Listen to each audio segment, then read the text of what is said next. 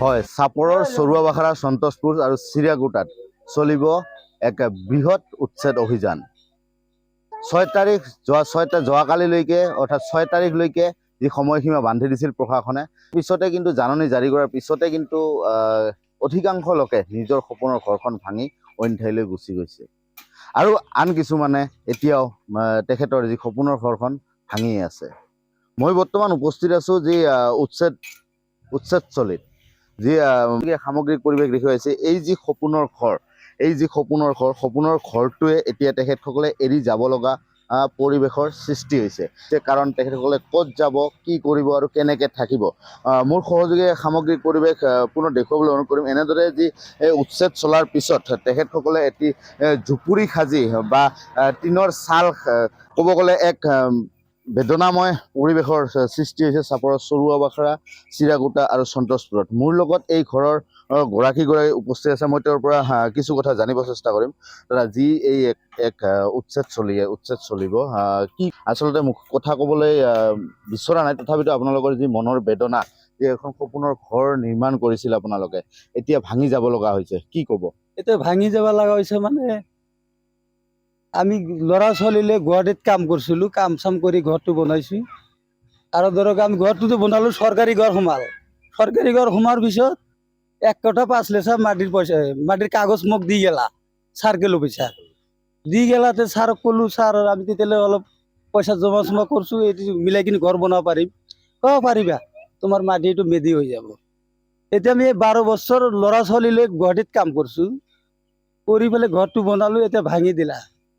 আমি এতিয়া ক'ত যাওঁ, কি কৰিম, আমাৰ কোনো এতিয়া ঠিকানাই নাই। আপোনালোকৰ বেলেগ কোনোবা ঠাইত মাটি আছে নেকি? মাটি অলপ চলপ লৈছোঁ, মানে খেতি মাটি, তাতে ঘৰ বনোৱা কোনো সুবিধা নাই।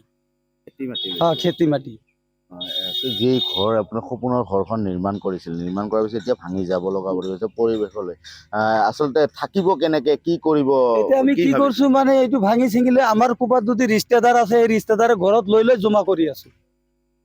ক'ত থাকিম নাথাকিম কোনো আমাৰ শক্তি নাই।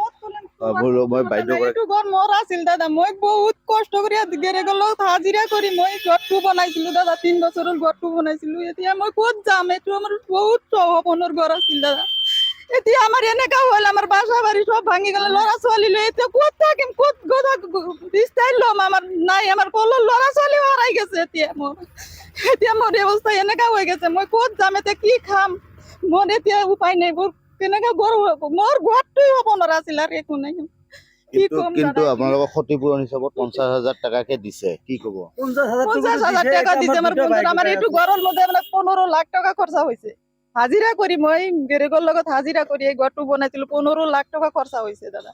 এতিয়া মই ক'ত পাঠা বাৰী নাই, এতিয়া মোৰ আৰু এই গুৱাহাটীত হাজিৰা কৰবা খাবা কাৰণে যাবাৰ লাগব। 50,000 টকাটো দিছে কেনেকুৱা মানে, আমি এটা 2টা ভাই আছো, 2টা বেলেগ বেলেগ ঘৰ, দাদাই বেলেগ খায়, মই বেলেগ খাওঁ। এতিয়া এই 50,000 টকাটো 2টা ভাই। আপোনালোকে ইয়াত কিমান বছৰৰ পৰা আছে? আমি 26 বছৰৰ পৰা আছো। 26 বছৰৰ পৰা আমাৰ গৰখহনীয়া মানুহ, আমাৰ নদী ভংগ চাৰ্টিফিকেট আছিল। এইবাৰ বহুত এপ্লাই কৰিছো, দিয়া নাই। কিন্তু আপোনালোকক দেখা পোৱা গৈছে চৰকাৰে বা প্ৰশাসনে বজেৰালগা চৰত আপোনালোকৰ মাটি দিছে, আপোনালোকে তাতে যাবনে নাই? এইটো ব্ৰহ্মপুত্ৰৰ মাজত ছাৰ, তাতে যাই আমি কি কৰিম? আজি তাতে ঘৰ বনাম, কালি আৰু লৈ যাব। নদীত লৈ যাব, আমাৰ সেনেকাই হৈ যাব। নদীৰ মাটিতে আমি কি কৰিম? নদীৰ পাৰ আহিছে আৰু নদীত কেনেকা নদীত যাম? আৰু আমি এইটো আৰু কষ্ট কৰি ঘৰ বনাম, আৰু নদীত লৈ যাব এনেকা। ইয়াত আপোনালোকে কিমান দিনৰ পৰা আছে এই মাটি? 26 বছর হইলো। আমার জন্মস্থান এইটুই। নদী ভাঙ্গা দিছে, নদী এখন ফেরাই নদীর কাছারি দিতেছে, আমরা তো যাম না। আঙ্গের এ নেই থাকুন, আঙ্গের মারে কাটে, আমরা এন থেকে আর করব না, আমরা এ নেই থাকুন। যে কোনো আমাকে এই জায়গায় অলপ নিশ্চয় ক'ব লাগিব, এক বেদনাদায়ক পৰিৱেশৰ সৃষ্টি হৈছে যি উচ্ছেদস্থলীত। আচলতে ক'বলৈ গ'লে তেখেতসকলে যি 26 বছৰ ধৰি এই ঠাইখিনিত বসবাস কৰি আছিল আৰু তেখেতৰ সপোনৰ ঘৰখন নিৰ্মাণ কৰিছিল। কিন্তু এতিয়া প্ৰশাসনে দেখা পোৱা গৈছে বজেৰালগা চৰৰ যি ব্ৰহ্মপুত্ৰ নদীৰ কাষত মাটি দিয়া বুলি কৈছে, তেখেতসকলে সেই ঠাইত কেতিয়াও নাযায়। কাৰণ তেখেতসকল পূৰ্বতে যি নদী ভাঙা, নদীৰ গৰাখহনীয়াৰ কবলত পৰি তেখেতসকলে ইয়ালৈ আহিছিল, আৰু তেখেতসকলে আৰু পুনৰাই ইয়াত নাযায়। তেখেতসকলে এটা কথা উল্লেখ কৰিছে, যদিও তেখেতসকলক কিবা কৰে, তথাপিতো ইয়াৰ পৰা তেখেতসকলে এতিয়াও ক'তো নাযায়। এতিয়া প্ৰশাসনে কি ধৰণৰ ব্যৱস্থা গ্ৰহণ কৰে বা প্ৰশাসনে এই পৰিয়ালটোৰ বা এই যিখিনি পৰিয়াল আছে সেই পৰিয়ালবিলাকৰ ওপৰত কেনেধৰণৰ ব্যৱস্থা গ্ৰহণ কৰে সেয়া পৰৱৰ্তী সময়ত হ'ব।